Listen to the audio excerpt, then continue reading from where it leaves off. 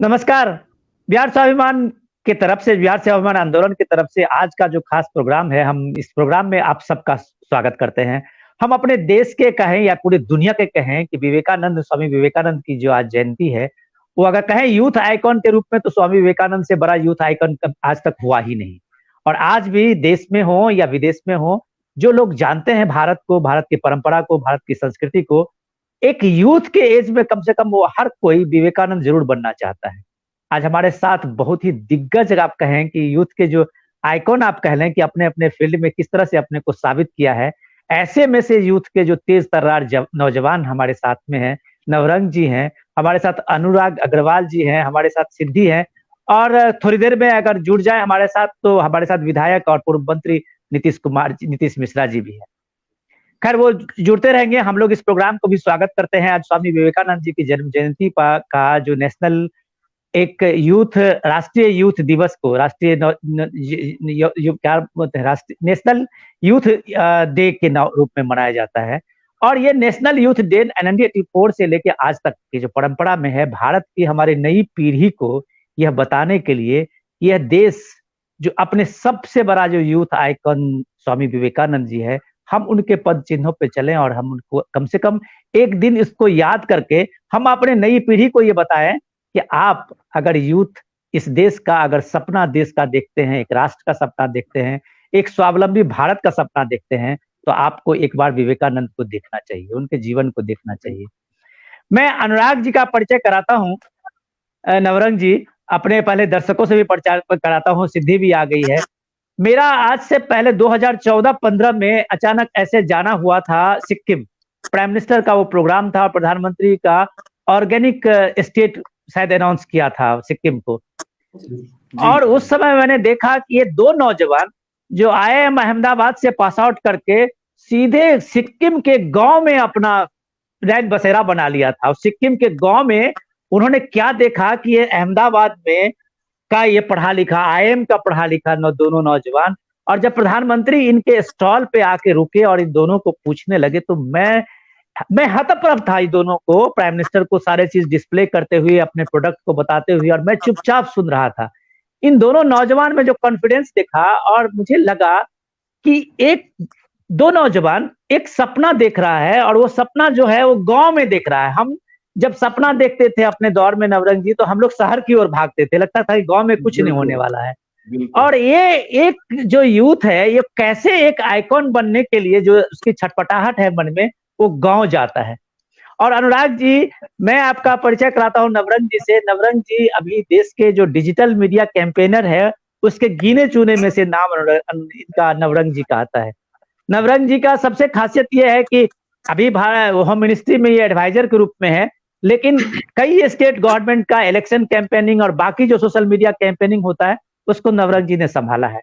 और यूथ के रूप में आप देखें कि एक यूथ में अपने को साबित करते हुए नवरंग जी ने अपने साथ साथ कई 100 यूथ को भी इसमें इम्प्लॉयड किया है, और एक तरह से एक यायावरी के तरह आया और सबको स्किल किया है, ट्रेंड किया है, और उसको आगे बढ़ाने में मदद किया है।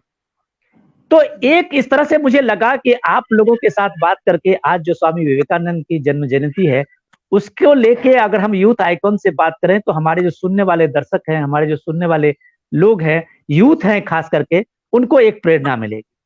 तो मैं सबसे पहले सिद्धि के पास आता हूँ। और सिद्धि, मैं कैसा है आपका सब कुछ कारोबार? जी, अभी अच्छा चल रहा है। मतलब कोविड में कुछ कठिनाइयाँ आई थी, बट हमने अपने किसानों को उनके साथ मेहनत करके, उनको ठीक से सिखाकर और आगे मिल-जुल कर काम कर कर अभी बिज़नेस वापस से ऑनलाइन आ गया है। सिद्धि, आप अहमदाबाद में पढ़ी, अहमदाबाद में जो आपने एक करियर के लिए एक सपना देखा, आपको लगा होगा कभी कि आप सीधे अपने सपने को पूरा करने के लिए सिक्किम के एक गांव पहुंच जाएंगी?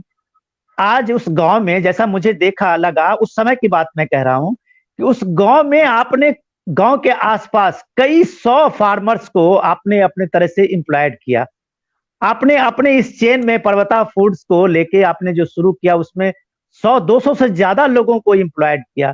तो ये इस तरह का जो आपके पास में, आपके मन में कभी ये स्पिरिट थी कि हम जो लोग गांव छोड़ के शहर आते हैं बड़ा कारोबार करने के लिए, आप बड़े शहर के चकाचौंध को छोड़ के गांव चले गए जहां लाइट भी नहीं थी? वो मैं देखा था कि आप कहाँ किस जगह काम कर रहे थे, ये कैसा हुआ, कैसे ही आपने सोचा इसको?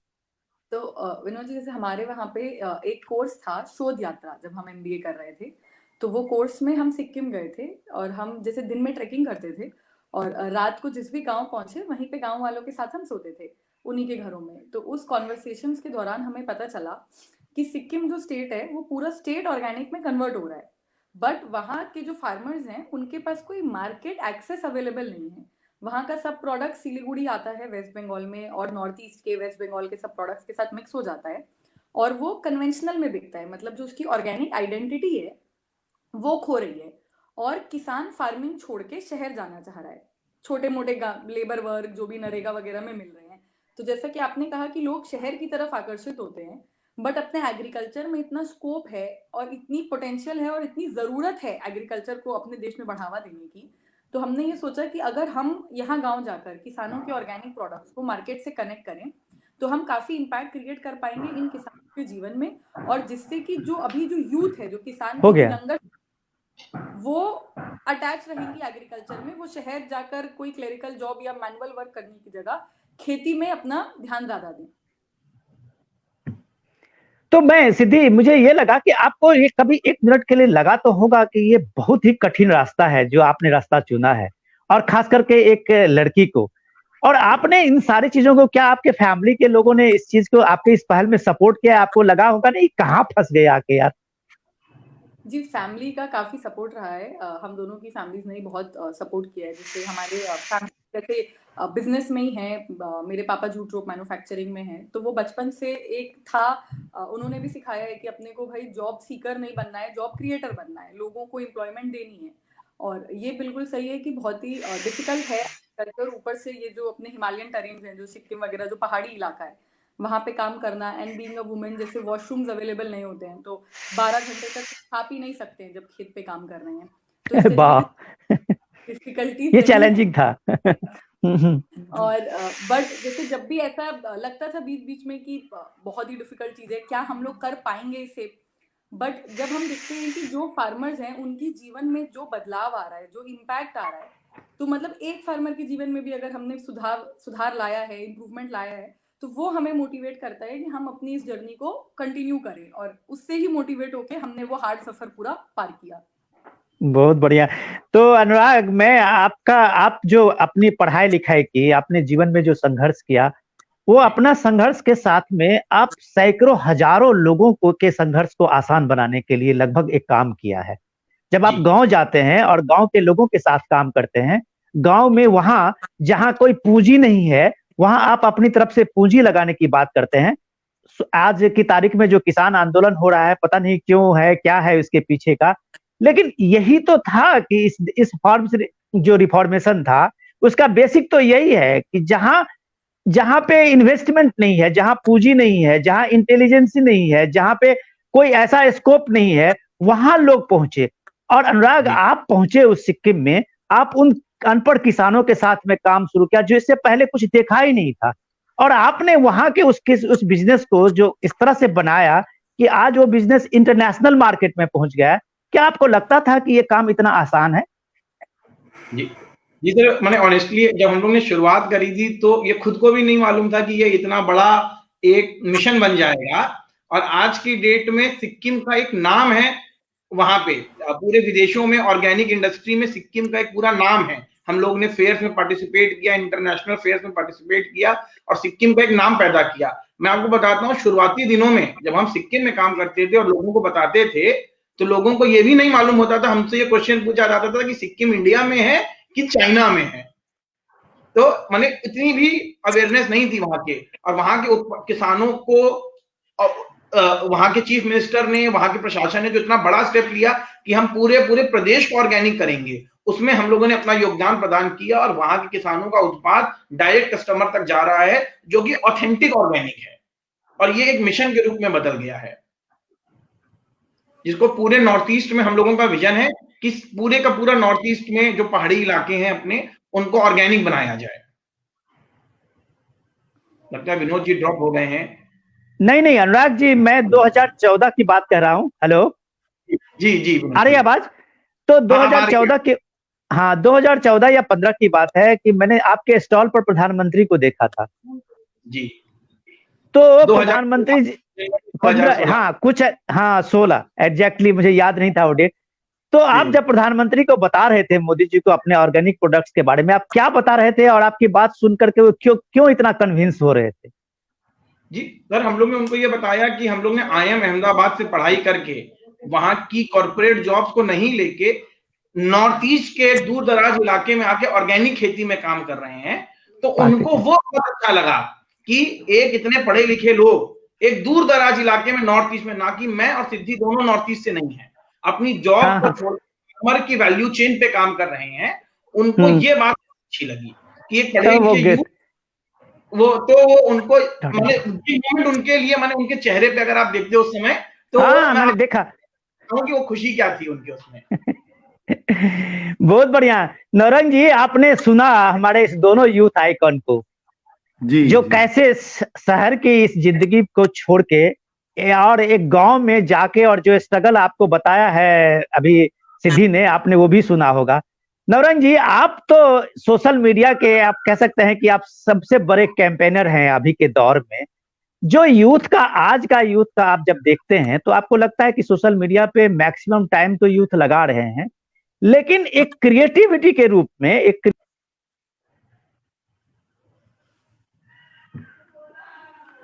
देखिए, मैं जो आप प्रश्न कर रहे हैं, मैं अपना ओपिनियन बताऊं उसके पहले मैं इसको रिलेट करूंगा जो सिद्धि जी और अनुराग जी बता रहे थे। इस आज विवेकानंद जयंती भी है, और सिद्धि जी और अनुराग जी दोनों का जो बोलने का मतलब था, अगर आप उसको याद करेंगे, विवेकानंद जी का एक है, feel my children, feel for the poor, the ignorant, the downtrodden, feel till the heart stops and brain reels very good bad. So ये वाला जो कोट है, आप सोचिए, जो सिद्धि जी बता रही थी कि एक्चुअली उनको इंस्पिरेशन किससे मिलता है, जो प्रॉब्लम सॉल्व हो रहा है, जो वो कर रहे हैं, या सिद्धि जी, अनुराग जी जैसे कई लोग जो फील्ड में काम कर रहे हैं, या मैं कर रहा हूं, मैं भी ये मानता हूं कि हम सब लोगों का एक कॉमन इंस्पिरेशन है कि जो हम जहां पे हैं उसके नीचे वाले जो लोग हैं उनको क्या मिल रहा है, उनके प्रॉब्लम को हम कैसे सॉल्व कर रहे हैं, और हम अगर नहीं कर रहे हैं तो क्या हम अपने जो हमारा कंट्रीब्यूशन सोसाइटी को होना चाहिए वो हम कर पा रहे हैं क्या। तो आज विवेकानंद जयंती और उनका कोट, मैं इसलिए कोट अभी बताया क्योंकि जो भी यूथ है, जो आप बोल रहे हैं सोशल मीडिया पे वो जो कर रहे हैं, वो एक एम तो होना ही चाहिए, और हमेशा एम जो है वो सेल्फ के अलावा जो है, हमारा जो कम्युनिटी है, हमारा जो धर्म, हमारा जो समाज है, हमारा जो देश है, उसके लिए एक फीलिंग जरूर होनी चाहिए। हम जो भी काम कर रहे हैं उसमें एक एम होना चाहिए, उसमें एक टारगेट होना चाहिए। ऑब्वियसली आप जब बिजनेस करते हैं, आप एंटरप्रेन्योरशिप करते हैं, या आप कोई जॉब करते हैं, तो आपको अर्न करने का भी एक इंपॉर्टेंस होता है, आप अर्न करते हैं, बट वो अर्निंग जो है वो अटैच्ड हमेशा वो हमारे समाज से रिलेटेड होना चाहिए। हम अगर कुछ अर्न कर रहे हैं तो जो आप, एक काफी बज़वर्ड है कॉर्पोरेट कल्चर में, गिविंग बैक टू सोसाइटी, तो ये हम एक स्टेज पे आके क्यों करें, हम शुरू से ही करें। तो जितने भी लोग आज आप देखते हैं सोशल मीडिया पे, काफी लोग एक्टिव रहते हैं और उसमें अटैच रहते हैं, मैं जिनसे भी कनेक्टेड, या मैं कहीं भी अगर किसी को मेरी गाइडेंस चाहिए होती है, या मेरी कंपनी हो, या बाहर के लोग हो, या कहीं भी हो, मैं ये जरूर बोलता हूं कि आप जो भी काम करें उसमें हमेशा ये देखें कि जो हमारा देश है, जो हमारा धर्म है, जो हमारी संस्कृति है, उसको फायदा जरूर पहुंचना चाहिए। नवरंग जी, मैं आपको एक मिनट रोकना चाहूंगा, माफ कीजिएगा। मैं आपको यही बताना तो चाह रहा था कि आज जो यूथ है, आप अगर इंडिया में देखें तो मुझे लगता है कि जो नया एक डेटा का मैं अगर हवाला दूं तो लगभग 26-27 करोड़ यूथ हैं आपके यहाँ, जो 18 से 30 साल की उम्र के हैं। जी, आप सोच सकते हैं कि किसी देश का इतना बड़ा पॉपुलेशन भी नहीं होगा, आपके आसपास के जितने भी कंट्री हैं 26 करोड़ का देश होगा भी नहीं, कहीं कम ही देश होंगे। और उस देश में जगह 26 करोड़ लोग, 18 से 30 करोड़ के यूथ हैं, एक पोटेंशियल यूथ जिसकी सपना और जिसकी कल्पना स्वामी विवेकानंद ने की थी कि ये यूथ जो होगा अगर मन से और फिजिकली दोनों फिटनेस के रूप में ये देश का इतना बड़ा पोटेंशियल होगा कि पूरे दुनिया में भारत का ही नाम होगा। लेकिन ऐसा क्या हुआ कि यूथ को तो जो एड एजेंसी हो चाहे जो मार्केटिंग कंपनी हो उसको एक बाजार बना लिया, और पॉलिटिक्स में कहें तो एक बैंक बना लिया। लेकिन एक यूथ को एक तरीके से मोटिवेट करके उसको एक पॉजिटिव फोर्स में लाने की बात कम हुई। यहाँ स्किल इंडिया और इतनी सारी चीजें हुई मोदी जी के साथ में, उन्होंने काफी कोशिश की कि यूथ को एक तरह से स्किल्ड किया जाए, लेकिन ऐसा हो नहीं पाया। इसके पीछे रीजन क्या है? आप बहुत यूथ के साथ काम किया है और आपका जो एक्सपीरियंस मैं इसमें जानना चाहता हूँ। जी, मैं ये मानता हूं कि ऐसा बिल्कुल नहीं। आपके स्क्रीन पे ही आपके दो लोग, अनुराग जी, सिद्धि जी, और आपने मेरे बारे में बोला कि मैं काफी अच्छा काम करता हूं, तो आपके स्क्रीन पे तीन लोग आप ही के अनुसार जो है वो यूथ सही काम कर रहा है। ऑब्वियसली देखिए क्या है, जो एक हमारा जो कल्चर बना है, जो नियो कल्चर बना है, उसमें थोड़ी समस्याएं आई हैं, मैं इसको मानता हूं। और काफी लोग इस पे टाइम वेस्टेज भी करते हैं। लेकिन ऐसा बिल्कुल नहीं है कि सब यूथ मिसगाइडेड हो चुका है और बिल्कुल हमारा सोसाइटी बेकार हो चुका है। कई लोग अच्छा काम कर रहे हैं, ऑब्वियसली उसमें इंप्रूवमेंट की जरूरत है। जो जिस फील्ड में काम कर रहा है, जैसे अनुराग जी फूड इंडस्ट्री में काम कर रहे हैं और आपके साथ अभी जुड़े हुए हैं, वो अपने फील्ड में, मैं 100% मानता हूं कि वो अपने फील्ड में अपने जो जुड़े हुए लोग हैं उनको जरूर गाइड करते होंगे। ये आपकी बात मैं मानता हूं कि लगभग 158 साल शायद हो चुका है विवेकानंद जी के जन्म को, और हम जयंती को जन्म जयंती पे अभी बात कर रहे हैं। तो जो हम्म। उनका ड्रीम था वो शायद उस ड्रीम को हम पूरा अचीव नहीं कर पाए हैं। उसके बीच में बहुत सारे कारण हैं, वो राजनीतिक कारण भी है, रिलीजियस रिलेटेड रीजंस भी हैं, सोसाइटी से रिलेटेड रीजंस भी हैं। लेकिन हम अगर देखा जाए तो डायरेक्शन सही है, उसको ऑब्वियसली और तेज करने की जरूरत है। जैसा मैंने बोला आपको कि जितने भी हम सब लोग हैं जुड़े हुए, कई लोगों का क्या होता है, भाई ठीक है मेरी कंपनी है, तो कंपनी है तो मैं बाकी कुछ नहीं करूंगा, मैं सिर्फ पैसा कमाऊंगा। ये हम्म। जो है, अगर इसको इसको हम अगर डे वन से अगर हम इनकलकेट करें अपने जो बच्चे पढ़ाई करने जा रहे हैं या बचपन से ही, कि नहीं भाई तुम्हारा धर्म जो है, तुम्हारी संस्कृति जो है, तुम्हारा समाज जो है, तुम्हारा देश जो है, वो इंपॉर्टेंट है। पैसा तो सब आदमी कमाते मैं नवरंग जी, मैं एक एक जी। एक कर लेता हूँ ये अब सिद्धि से इस चीज का कि सिद्धि, हम लोगों ने जी। बहुत कुछ नहीं पढ़ा है विवेकानंद जी को, उनके आदर्शों को, लेकिन इतना जरूर जानना है विवेकानंद जी के बारे में कि ये देश का पहला नौजवान थे जिस समय में पूरी दुनिया भारत के बारे में एक ओपिनियन था, ये सपेरा और मदारियों का देश है, अनपढ़ लोगों का देश है।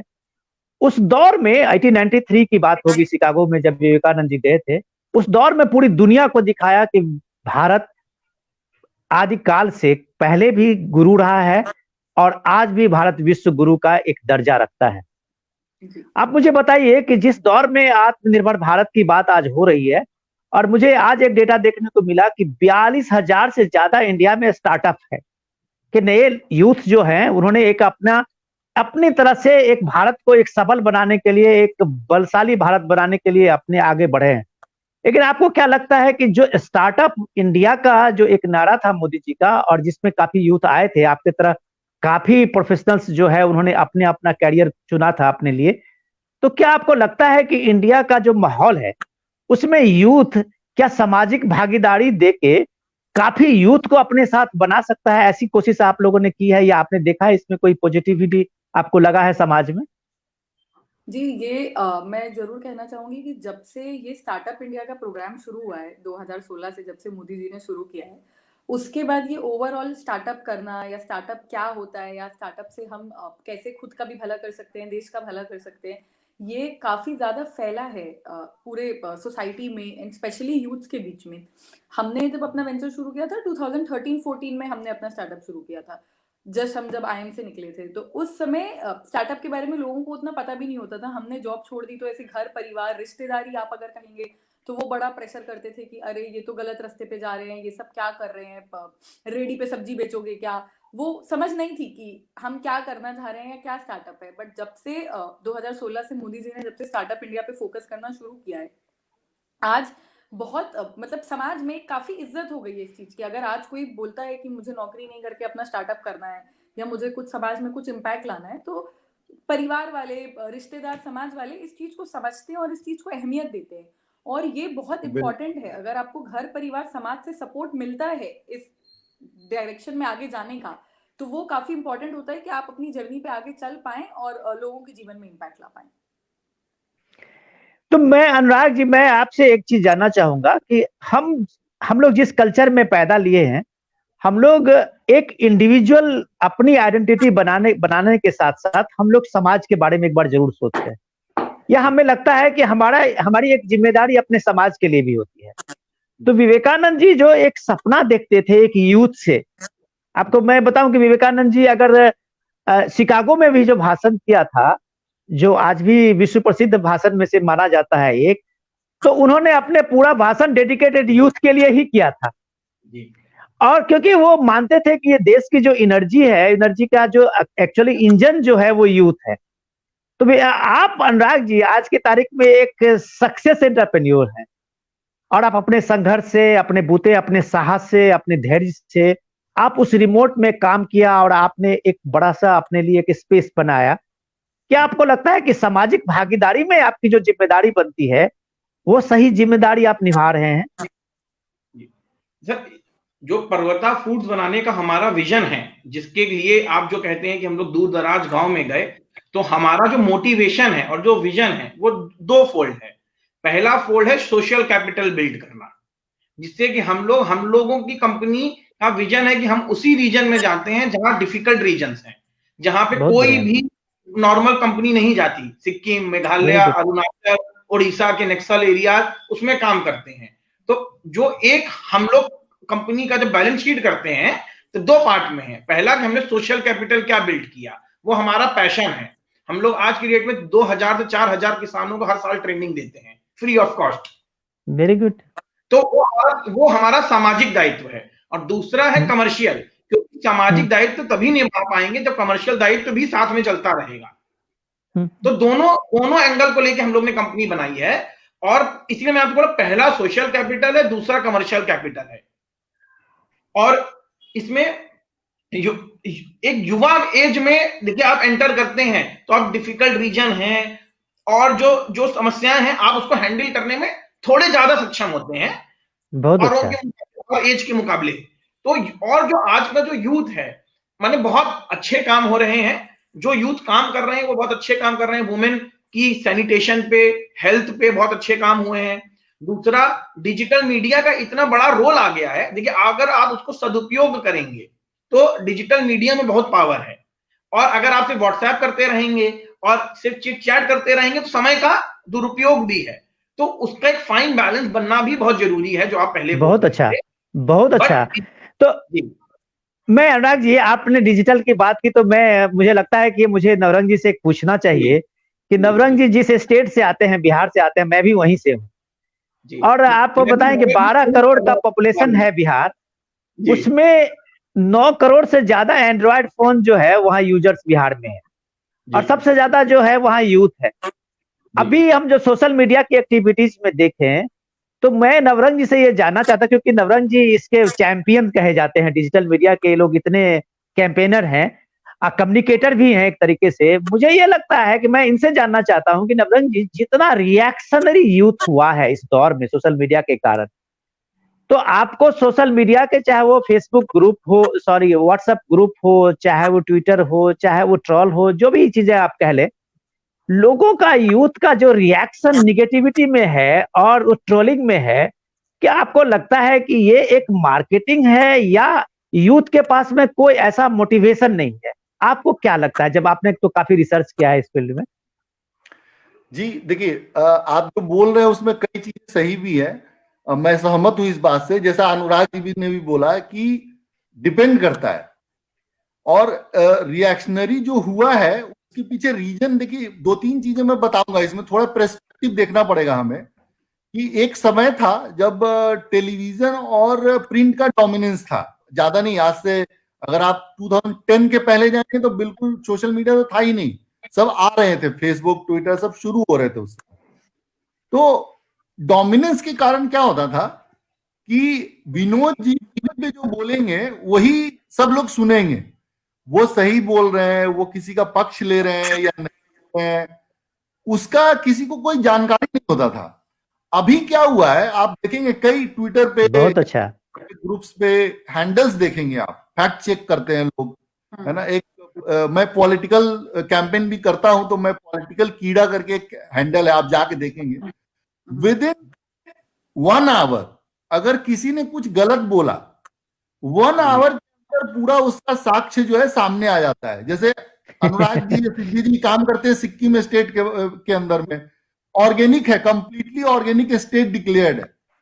कई लोग जिनका कुछ भाव उस तरह का होता है, जो नेगेटिविटी फैलाना चाहते हैं भारत के बारे में या राज्यों के बारे में, वो क्या करेंगे, बोल देंगे अरे ये तो फर्जी है जी, ठीक है। अब फर्जी है तो हमारा जो एक जो सिस्टम है, जो सोशल मीडिया के ऊपर में लोग मौजूद है, एक से एक ब्रिलियंट लोग हैं। और मैं आपको बता दूं, ऐसा नहीं है सिर्फ सोशल मीडिया वाले ही सोशल मीडिया पे, साइंटिस्ट हैं, जर्नलिस्ट हैं, एंटरप्रेन्योर्स हैं, तमाम तरह के लोग, बोलने वाले लोग, सारे लोग सोशल मीडिया पे, वो तुरंत क्या करते हैं कि उनके झूठ को पकड़ के वो एक्सपोज करते हैं, वीडियो या ग्राफिक्स के माध्यम से तुरंत एक्सपोज करते हैं। तो रिएक्शनरी होने का एक कारण ये भी है, जो मैं सही मानता हूं कि ये सही है। अगर हम रिएक्शनरी नहीं होंगे तो जो एक डोमिनेंस चला आ रहा है उसको हम खत्म कैसे करेंगे। इसलिए ये डोमिनेंस, ये रिएक्शनरी होना इस मामले में सही है। हाँ, जो आपका जो पूछने का मकसद रहा होगा उससे मैं सहमत हूं कि सोशल मीडिया को अपने लिए यूज करें आप उसके यूज, मतलब उस सोशल मीडिया आपको यूज ना करने लगे। आपका जो काम है उस फील्ड के लोगों से कनेक्ट हो। मैं आपको सच बताता हूं, मतलब मैं मूलतः आईटी फील्ड से हूं, कम्युनिकेशन धीरे धीरे धीरे फिर बाद में डिजिटल मीडियम में आ गया मैं। बट आप ये देखिए कि मैं इसी कारण से, मेरी कंपनी की टर्नओवर जो है वो 3 करोड़ के आसपास में है, ज्यादा नहीं है लेकिन इतना है। तो अगर इतना हुआ है तो मैं ये मानता हूं कि इसमें सारा कंट्रीब्यूशन सोशल मीडिया का है। तो ऐसा नहीं कि गलत ही हो रहा है, हाँ, मैं कैसे उसका यूज करता हूं। अगर मैं उसका यूज सही नहीं कर पा रहा हूं तो ये मेरी कमी है, उसमें बहुत बढ़िया। नवरंग नवरंग जी, मैं सबसे बड़ी चीज जो मैं सिद्धि से ही जानना चाह रहा हूँ, आप तीनों लोग एंटरप्रेन्योर हैं और यूथ आइकॉन अगर कहें तो हम अपनी तरफ से इस चीज को देख रहे हैं कि काफी लोग जो हमारे लोग अभी फेसबुक में जुड़े हुए हैं, यूट्यूब से जुड़े हुए हैं, वो लोग खास करके यूथ अगर सुने तो मुझे लगता है कि उनकी जिंदगी में भी एक तरीके से तब्दीली आ सकती है। मैं सिद्धि से इसलिए जानना चाहूंगा कि विवेकानंद जी के जो आदर्श है, फिलोसफी है यूथ के में उन्होंने एक चीज हमेशा लोगों को कहते थे, यूथ के लिए मैसेज करते थे कि आप साहसी बनिए, निडर बनिए और आप कोई रिस्क लेने से नहीं घबराइए। अगर आप सक्सेस कर गए जीवन में तो आप सक्सेसफुल हैं, अगर आप सक्सेस नहीं भी हुए तो आपके पास एक बड़ा अनुभव का ये रहेगा जो आप कुछ अपने जनरेशन को दे सकते हैं कि वो सक्सेस करेगा। इट मीन्स कि आपके सक्सेस और फेल्योर में भी समाज का कहीं ना कहीं से एक हिस्सेदारी है। तो सिद्धि, एज ए प्रोफेशनल, जब आप अहमदाबाद से सिक्किम के उस दूर दराज गांव पहुंचे जहां मोटरेबल रोड भी नहीं है उस इलाके में, और अकेली एक महिला, एक लड़की, एक यंग लड़की, क्या आपके मन में जो डर आया और उस डर का आपने जो काउंटर किया और अपने को साबित किया, ये साहस होना क्या आज की लड़कियों के लिए भी जरूरी है, उस यूथ को, उस प्रोफेशनल सारे लोगों, बच्चों के लिए, जो भाई आप सिर्फ एक नैरेटिव से और सुनी सुनाए बातों से डरिए मत, आप सामना कीजिए। आप क्या मैसेज कर देना चाहेंगे आज के जनरेशन को? जी, साहस होना तो बहुत ज़रूरी है। आप अगर किसी भी फील्ड में आगे बढ़ना चाहते हैं, तो आपको एक निडर होना, खुद पे भरोसा होना बहुत ज़रूरी है। बट उससे भी ज़्यादा हमें लगता है ज़रूरी ये है कि फेल होने से डरना नहीं है। अगर मानिए हमने जॉब छोड़ दिया और हम अपना स्टार्टअप करने गए और काफ़ी डिफ़िकल्ट एरिया है वहाँ पे, हम पहले पता नहीं हम कुछ वहाँ पे कर पाएँगे, नहीं कर पाएँगे। बट अगर हम इस चीज़ से डर जाएँगे, तब तो हम ज़रूरी कुछ नहीं कर पाएँगे। तो जब हमने प्लेसमेंट छोड़ करके ये कंपनी स्टार्ट करी थी, तो हमने एक 2 लाइन का कोट है जो हमने अपने दीवार पे कमरे में लगा दिया था, जिसको हम रोज पढ़ते थे कि मंजिल मिल जाएगी, भटक कर ही सही, गुमराह तो वो हैं जो घर से निकले ही नहीं। Oh great. फेलियर से ना डरते हुए जस्ट हम आगे बढ़ते रहें, एक खुद पे भरोसा रखकर अगर हम आगे बढ़ते रहें तो हम जरूर कहीं ना कहीं कुछ ना कुछ पहुंच के अचीव कर लेंगे। बहुत बढ़िया अनुराग, मैं सिद्धि जी, ये जानना मैं ना चाहूंगा आपको कि हाँ मुझे जी एक श्लोक याद आ रहा है सिद्धि जी ने जो बोला उसके ऊपर। आपने भी सुना होगा विनोद जी, उत्साहो बलवान आर्या नास्ति उत्साहात् परम बलम सोत्साहात् च लोकेषु न किंचिदपि दुर्लभम। दुर्लभम। बहुत अच्छा। मैं अनुराग जी से इस सवाल को थोड़ा सा, इसमें मुझे लगता है कि वैल्यू एडिशन मैं इसमें से ले अनुराग जी को बोलूंगा कि अनुराग जी, एक साहस और एक हिम्मत की तो जरूरी है बिजनेस जी में। जब आप जाते हैं और उस फील्ड वहां पे जाते हैं जहां आपका कोई अपना समाज नहीं होता, आपके कोई परिचित नहीं होते, एकदम बिल्कुल नई जगह होती है, एक डर भी होता है सामने एक कहीं से मन में कि यहाँ पे फेलियर का ज्यादा चांसेस है। आप अपने लोगों के बीच में काम करते हैं तो आपको लगता है कि यहाँ पे हम बहुत सिक्योर हैं। ऐसे जगह पे काम करना, ऐसे जगह पे जाके, तो ये एक सपना देखने की बात स्वामी विवेकानंद ने भी कही थी कि जो यूथ है देश के वो सपना देखें, और जब वो सपना देखेंगे तभी वो उसके लिए कुछ करेंगे। जो उन्होंने कहा उत्तिष्ठ जागृता का, जो उन्होंने कहा उठो जागो और तब तक विश्राम मत करो जब तक कि वो अपने लक्ष्य को प्राप्त नहीं कर लेते। तो क्या आपको लगता है कि आप उस स्लोगन से आप उठे जागे और निरंतर चल रहे हैं? तो क्या आज जो यूथ एकदम, आपको लग रहा है कि आज के दौर में जो सोशल मीडिया का एक एटमॉस्फेयर है, डिजिटल मास मीडिया का जो कैंपेनिंग है, उसमें एक ठहराव सी आ गई है जिंदगी में? शाम कम से कम 6-7 घंटे तो अमूमन यहाँ हमारे यूथ जो है वो बिजी है सोशल मीडिया पे। तो क्या ये विवेकानंद की जो स्पिरिट है और एक जो सपना देखने की ललक है, वो क्या कम हुई है क्या? सर देखिए सर, इसमें दो चीज हैं। एक जो पहला आपका सवाल है कि सोशल मीडिया बहुत ज्यादा बढ़ रहा है, ये आपकी बात है कि आज अगर आप देखिए, मैं थोड़ा सा टॉपिक से हटके बोलूंगा क्योंकि युवा भी सुन रहे हैं और आगे चल के वो गृहस्थ जीवन में भी जाएंगे। आज जो बच्चे हैं, हम लोग जब अपने बच्चे थे तो हम लोग को खुला मैदान होता था, हम लोगों को खेलने के लिए चाहिए होता था। और मैं आज देखता हूं कि बच्चे जो हैं सिर्फ व्हाट्सएप पे खेलते हैं या उस पे खेलते हैं। माने आप स्पोर्ट्समैनशिप नहीं है। अगर आप 10 लोगों के साथ खेलेंगे नहीं तो आप हारेंगे नहीं, और आप हारेंगे नहीं तो उस चीज को कभी सीखेंगे नहीं। सीखेंगे नहीं। गुड। और दूसरा ये है कि आप जब बाहर निकलते हैं तो परिश्रम करते हैं, और जो उसका स्वास्थ्य के लिए बेनिफिट है वो बहुत जरूरी है। तो मेरा सबसे ये दरख्वास्त है कि खेलने कूदने बाहर जाने की जो प्रक्रिया हमारे देश में थी वो कम हो गई है, उसको निरंतर रखना चाहिए। देखिए, बट सोशल मीडिया के साथ जो एक एडवांटेज भी है, अगर आप इन दोनों थ्योरी को ठीक से चलाएं कि अपनी जो परंपरा है उसको भी निभाएं, और सोशल मीडिया से आपके पास आज ये पावर आता है कि अमेरिका में क्या चल रहा है, यूके में क्या चल रहा है, उसके बेनिफिट्स क्या हैं जो हम अपने ड्रीम में इंटीग्रेट करके, अपने बिजनेस मॉडल में इंटीग्रेट करके सक्सेस कर सकते हैं। तो ये मेरे को लगता है सोशल मीडिया का बहुत बड़ा बॉर्डरलेस सोसाइटी बनाने का एक बहुत बड़ा योगदान है। देखिए, कोई भी चीज है उसका उपयोग भी हो सकता है, दुरुपयोग भी हो सकता है। ये अपने हाथ में है कि हम लोग उसका कितना उपयोग कर सके। ये मैंने देखा कि अनुराग जी, मैं ये जानना चाहूंगा आपसे कि आप अहमदाबाद से निकले और आप सीधे पहुंच गए सिक्किम, जी और उस पहाड़ के इलाकों में। जी सिक्किम जो एग्रीकल्चर को, ऐसा नहीं है कि प्रायोरिटी पे वहाँ एग्रीकल्चर भी है, वहाँ सिक्किम टूरिज्म का भी स्पॉट है और कई तरह के हैंडीक्राफ्ट्स और बाकी चीजें हैं वहाँ पे। रोजगार के रूप में भी देखें तो अमूमन काफी अच्छा वहाँ का रिकॉर्ड है। मैं आपको अपने बिहार ले चलता हूँ। हमारा जो बिहार है वहाँ आज भी 70% से ऊपर लोग एग्रीकल्चर पे डिपेंड है जी और अच्छी खेती बाड़ी भी है।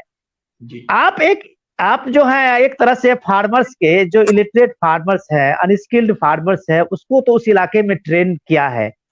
क्या आज एक यूथ के नाते, एक समाज सेवा के नाते आपका एक दायित्व बनता है कि आप उस ट्रेनिंग को स्टेट के दूसरे हिस्सों को भी दें? जैसे बिहार सब की का जो इलाका है, आप उसके डेमोग्राफी को जानते होंगे। वहां के यूथ को अगर वो लोग खेती बाड़ी में आते हैं, एग्रीकल्चर में आते हैं, तो किस तरह का ये बनाना चाहिए, अपने प्रोफेशन को लेना चाहिए? मुझे लगता है कि आपको इसके बारे में थोड़ा सा लाइट देना चाहिए इस पे। देखिए सर, जो खेती बाड़ी जो चीज है, मैं तो सर बॉम्बे में भी बहुत रहा हूं और मैंने हेक्टिक लाइफ बहुत देखी है। जो मुझको लगता है कि आदमी अपने खेती से जो परिश्रम करके पैसा और नाम आज के डेट में दोनों कमा सकता है, ना वो बंबई की लाइफस्टाइल में है, ना वो दिल्ली की लाइफस्टाइल में है। बंबई में ये लोग जो जाते हैं, आप इनकी अगर लिविंग स्टाइल देखते, चौल में रहते हैं, 4x4 के कमरे में 5 लोग हैं। तो आज और युवा आज अगर वहीं रिटेन रहेगा और खेती में काम करेगा, माने हमारे एक लक्ष्य है कि making agriculture attractive for next generation, तो वहां पे और वो समाज में कितना कंट्रीब्यूट करेगा कि अगर 1% जीडीपी एग्रीकल्चर की बढ़ती है तो पॉवर्टी रिडक्शन सबसे ज्यादा उससे होता है। उसका जो मल्टीप्लायर इफेक्ट है वो बहुत ज्यादा है मैन्युफैक्चरिंग और सर्विस को लेके। दूसरा, देखिए आप अभी हम लोग जाएंगे तो हमको लगता है कि हमको शहर की लाइफ चाहिए, बट मैं अपने एक्सपीरियंस से बोलता हूँ, जब आप 5-10 साल होके 30+ की एज में जाते हैं, 40+ की एज में जाएंगे, तो आपको लगेगा कि ये जो गांव छोड़कर आए हैं ना, ये सोना है। और वो जो हम लोग ये एक्सपीरियंस के बाद उनको समझ में आएगा। तो हम लोग का अनुराग जी, मैं इसमें एक चीज आपसे पूछना चाह रहा था कि आप बिहार के जैसे बैकवर्ड स्टेट्स जो है, एग्रीकल्चर का जो आप कहे, आपको तो सबसे ज्यादा एग्रीकल्चर का वहां है, लेकिन इसके में जो अगर यूथ एग्रीकल्चर से अब जुड़ना नहीं चाहते हैं, वो घाटे का सौदा लग रहा है। एग्रीकल्चर के अपने जो पुश्तैनी जो उनका कारोबार है, व्यवसाय है, उसको छोड़ के लोग शहर भाग रहे हैं। जो आप कह रहे हैं मुंबई में कैसे चाल में रहते हैं, वो शहर में जाके कुछ भी कर सकते हैं, लेकिन अब फार्मिंग नहीं करना चाह रहे, बहुत घाटे का सौदा ऐसा लग रहा है। ऐसे लोगों के लिए आपका कोई आइडिया है, जो वो लोग अगर गांव में है और अगर यूथ है, अगर वो खेती बाड़ी में है, तो उनको किस तरह का काम करना चाहिए जो उनके लिए प्रॉफिटेबल भी हो और वो समाज के दूसरे लोगों को भी अपनी भूमिका में बना सकते हैं? ये मैं छोटा सा सर एक आपको एग्जांपल देता हूं, क्योंकि हम लोग मसालों के कार्य उसमें ज्यादा है, फोकस है हम लोग का स्पाइसेस में। तो सर आज आप देखिए कि स्पाइसेस में मिलावट का एक बहुत बड़ा दौर चल रहा है, जहां पे आपको शुद्ध मसाले नहीं मिल रहे हैं। दूसरा सर, आज के डेट में जो वोकल फॉर लोकल का एक नारा चला है, हर आदमी आज ये समझता है कि जो आपके घर के अगल बगल प्रोसेसिंग हुई है वो आप तक तुरंत पहुंचेगी और वो ताजा माल होगा। आज सपोज जिसका एक छोटा सा खेत है, मानिए वो थोड़ी सी हल्दी उगाता है, थोड़ी मिर्ची उगाता है, थोड़ा धनिया उगाता है, थोड़ा अदरक उगाता है, सौंठ उगाता है, उसको एक हाइजीनिक तरीके से सुखाए और छोटे छोटे पैकेट बनाकर 50,000 रुपए की मशीन आती है छोटी सी करने के लिए, बैंड सीलर लगता है, और वो एक शुद्ध मसाले की निकाले और गांव में दे। तो मेरे को लगता है वो व्यवसाय आज के डेट में उसके आने वाले समय के व्यवसाय से भी सबसे बड़ा ज्यादा उसको प्रॉफिट देगा। आज बड़ी बड़ी कंपनियां ₹4-4 रुपए के पाउच निकाल के गांव में जा रहे हैं, जो कि प्रोसेस हुआ है हजारों किलोमीटर दूर। बहुत अच्छा। तो वो एक सेल्फ हेल्प ग्रुप बनाए जिसमें महिलाएं मार्केटिंग करें, पुरुष पैदा करें और मैन्युफैक्चरिंग करें। तो उस इलाके में होगी कि एंटरप्राइज सोल्यूशन इतना बड़ा बन जाएगा कि आपको देखेंगे लोकल फॉर लोकल इतना बड़ा नारा बन जाएगा। और बहुत बढ़िया। ये जो मेरा एक ओपिनियन है जो आपने मांगा, तो ये बहुत बड़ा जी, आपने तो अपने, मैं समझता हूं कि विवेकानंद जी की तरह आपने एक सूत्र दे दिया है हमारे जैसे कि जो अनपढ़ किसान है, एक तरह से आप कह ले कि अगर ये भी अगर लोग करें, इसको अगर कम्युनिटी के रूप में भी करें। मैं सिद्धि से 1 मिनट अनुराग जी इसी बात पे ले लेता हूँ। अनुराग जी, सिद्धि, मेघालय का हमने देखा इस दौर में, उसके हल्दी, शायद मेघालय में सबसे ज्यादा हल्दी है, और मेघालय के हल्दी के रूप में अभी इस कोरोना काल में हल्दी लोग दूध में पीने लगे। मैं पहली बार जिंदगी में हल्दी दूध दे के पी रहा हूं अभी, मैं पहले कभी नहीं पिया था, मुझे लगता था ये क्या नाप शनाप मिला रहा है, अब मैं रोज पी रहा हूं। तो ये मेघालय की हल्दी आज एक ब्रांड बन गया। जैसे अनुराग ने अभी बताया कि अगर बिहार में इस तरह के लोग काम करें, जो हमारे एक ही इलाका है, कई ऐसे हमारे इलाका है जो इसी तरह के मसाले के लिए काफी जाने जाते हैं, लेकिन वहां पे शुद्धता की कोई गारंटी नहीं है। ऐसी गारंटी लेके अगर यूथ काम करे, एक अपना फॉर्म बना लें, तो मुझे लगता है ये कमाल की चीजें हो सकती है। तो मैं ये कह रहा था सिद्धि कि भारत में अलग अलग क्षेत्र के अलग अलग जगह पे एक खूबी है एग्रीकल्चर प्रोडक्ट्स के लेके, और उसके काफी एक अपनी चीजें हो सकती है। आप क्या सजेस्ट करना चाहेंगे, अगर कोई यूथ, पढ़ी लिखी महिलाएं हैं, अगर वो कुछ एग्रीकल्चर प्रोडक्ट को लेके काम करना चाह रही है, जबकि मैं बताऊं कि बिहार जो है महिलाओं को में उनका पार्टिसिपेशन जॉब में और वर्किंग में सबसे कम है, लेकिन एग्रीकल्चर में मामले में बिहार सबसे आगे है। तो ऐसे में महिलाएं और पढ़ी लिखी जो लड़कियां हैं वो किस तरह का काम कर सकती हैं अपने इस फील्ड को चुनने के लिए, सिद्धि? जैसे जो अनुराग ने बताया, मसाला का जो काम वो तो ट्रेडिशनली अपना महिला ओरिएंटेड काम ही रहा है हमेशा। मसाले सुखाने से लेके मसाला कूटना, पैकेजिंग करना। उसके अलावा अगर आप मिलावट की जो अनुराग जी ने भी बात कही कि आज किसी भी टाइप के फूड प्रोडक्ट में लोगों की सबसे ज़्यादा परेशानी ये है कि इतना मिलावट है। दूसरा, उसको उगाते वक्त ही जो केमिकल्स इस्तेमाल हो जाते हैं, जो कि हमारे सेहत के लिए इतने हानिकारक होते हैं। तो अगर वो जो पढ़ी लिखी महिलाएं हैं, वो जहाँ पे गांव में जो किसानी हो रही है, जो खेती बाड़ी हो रही है, वो उनके साथ मिलजुल कर उन्हें ये समझाए कि तुम बिना केमिकल के उगाओ। तो बिना केमिकल के जो उगे हुए प्रोडक्ट्स हैं, उसके लिए आज मार्केट इतना बड़ा है और उसकी इनकम, उसके लिए दाम लोग इतना ज्यादा देने के लिए भी तैयार है, अगर उन्हें ये विश्वास हो कि ये बिना केमिकल का उगा हुआ प्रोडक्ट है, ये ऑथेंटिक ऑर्गेनिक है, इसमें कोई किसी तरीके का ऐसा नहीं है कि बोल रहे हैं और है नहीं। तो अगर वो पढ़ी लिखी महिलाएं हैं तो वो एक किसानों पे ये इंश्योर करें कि वो केमिकल ना डालें, उन्हें समझाएं कि अगर केमिकल ना डालें तो गाय के गोबर से खाद कैसे बन सकती है, वर्मी कंपोस्ट कैसे बना सकते हैं, नीम ऑयल, नीम केक का कैसे इस्तेमाल कर सकते हैं। और कस्टमर एंड पे अपने आसपास के गांव शहरों में लोगों को इसकी मार्केटिंग सही तरीके से करें कि आपके बगल के ही गांव से आया है, यही किसान है, आप चाहें तो आप चल के इसका खेत भी देख सकते हैं। तो उससे बहुत क्या अच्छा, कस्टमर को बहुत भरोसा आता है, एक अगर आपके सेटिस्फैक्शन होता है। मिल लीजिए। तो इस तरीके से वो उस प्रोडक्ट की मार्केटिंग करें तो वो काफी बड़ा एक अपॉर्चुनिटी वहां पे क्रिएट कर सकते हैं। बहुत बढ़िया सिद्धि, अनुराग, आप लोगों ने तो मुझे लगा कि हम लोग अगर एक दो आप लोगों का एक कैंप लगाएं अपने यहाँ बिहार में, तो मुझे लगता है कि 10-20 हजार लोग तो ऐसे ही वहाँ एक रोजगार में पालेंगे। नवरंग जी, मैं आपसे जानना चाहूंगा कि यही यही तो बेसिक है इस इंडिया का। ये भारत की जो विशेषता है वो यही तो विशेषता है कि हम अपने ज्ञान को बांटते हैं। और अनुराग और सिद्धि ने जो बात कही है वो यही बात है, वो अपना प्रैक्टिकल एक्सपीरियंस को शेयर कर रहे हैं इस प्लेटफॉर्म पे, इस सोशल मीडिया के प्लेटफॉर्म पे।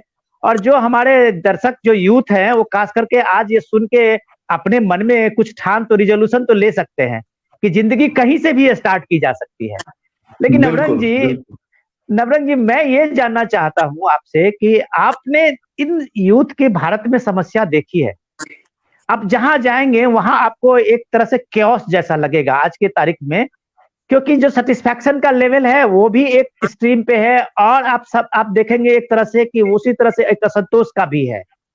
उसमें सोशल मीडिया का बहुत ज्यादा रोल प्ले कर रहा है। मोटिवेशन का जो फैक्टर होना चाहिए, जिस तरह से अनुराग और सिद्धि एक तरह से एजुकेट कर रहे हैं उन सोसाइटी को जहां पे एकदम हेल्पलेसनेस की स्थिति है कि यहाँ पे क्या हो सकता है और वहां बहुत कुछ हो सकता है, वो एक आइडिया से हो सकता है। तो क्या नवरंग जी, हम लोग जिस तरह से एक कैओस की बात करते हैं, हम लोग जिस तरह से रोजगार बेरोजगार क्या क्या सब स्लोगन निकालते हैं, ये सॉल्यूशंस क्यों नहीं होते हैं आपके डिजिटल प्लेटफॉर्म पे? देखिए, मेरा ये मानना है कि हमेशा जो है पिरामिड स्ट्रक्चर हर चीज में फॉलो होता है।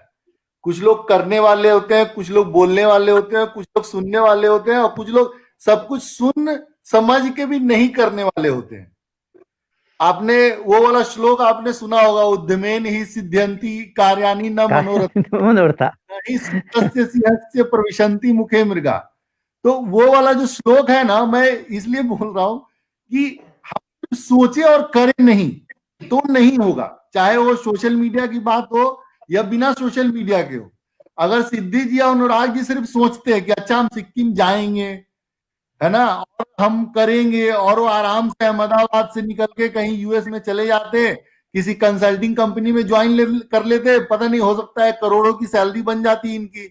लेकिन इन्होंने कहा कि नहीं भाई, कम कमाएंगे ज्यादा कमाएंगे वो बात की बात है, पहले जो है हम अपने देखेंगे कि भाई जो लोग समस्या में है, जो सिक्किम में जो लोग प्रॉब्लम में है, या देश में ऐसे किसान जो, तो वो करने वाली बात है। सोशल मीडिया से जो आप बोल रहे हैं कि समस्या का समाधान नहीं निकलता है, मुझे लगता है कि अगर रेगुलर इस तरह का प्रोग्राम आयोजित किया जाए और उसका बेनिफिट मिले लोगों को, जैसे मैं आपको बताता हूं, मैं जैसा आपने बताया कि आपके प्लेटफॉर्म से सैकड़ों लोगों को कम्युनिकेट किया गया लॉकडाउन के अंतर्गत, मैंने कम से कम 3000 लोगों को इस लॉकडाउन के अंदर ट्रेनिंग दी होगी डिजिटल मीडिया।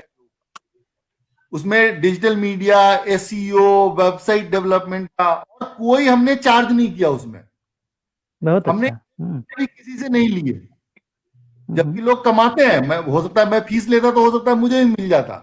तो वही जो अनुराग बोल रहे थे कि हर चीज का सदुपयोग और दुरुपयोग है, ये मैं आपकी बात से ये मान रहा हूं कि जो है एक कहीं ना कहीं ऐसा हुआ है कि लोग नेगेटिविटी में घुस गए हैं। और तो लेकिन उसका काउंटर क्या है? उसका काउंटर नेगेटिविटी डिस्कस करने से नहीं है, उसका काउंटर वो है जो आप कर रहे हैं। हम सब लोगों को ऐसा करना चाहिए कि जो सक्सेसफुल लोग हैं या जो सक्सेसफुली कुछ कर रहे हैं, सक्सेसफुल हुए हैं नहीं हुए वो अलग मैटर है, कुछ सक्सेसफुली कर रहे हैं, कुछ कुछ नया किया है उन्होंने जिससे पॉजिटिविटी आए। मैं आपको एक बिहार का एक छोटा सा किस्सा बताता हूँ, न्यूज में हो सकता है आपने देखा भी होगा। एक यही दिल्ली का रहने वाला लड़का था, या आनंद विहार साइड कहीं पे रहता था, और लॉकडाउन हुआ तो जैसे सब लोग यहाँ से भागे थे, मजदूर था वो भी चला गया बाहर।